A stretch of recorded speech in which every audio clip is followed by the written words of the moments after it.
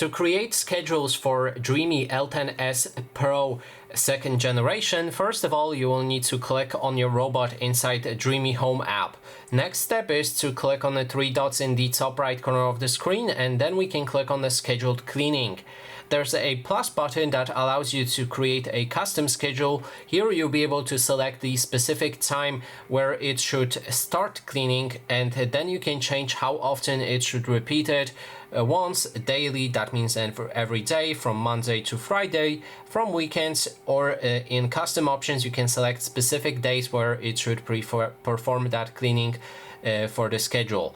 After that, you can also change cleaning tasks. So here, if you have map selected, you'll be able to pick specific maps where it should clean, and adjust the rest of the settings like the suction power, mop wetness. Also, you can switch between only mopping or only vacuuming for specific rooms. There's a lot of customization. When you're ready, you can click on this button to save it, and then your schedule will be created. Just make sure that it's enabled. If you want to remove schedules, all you have to do is swipe them to the left like this and click on the trash bin icon to remove them.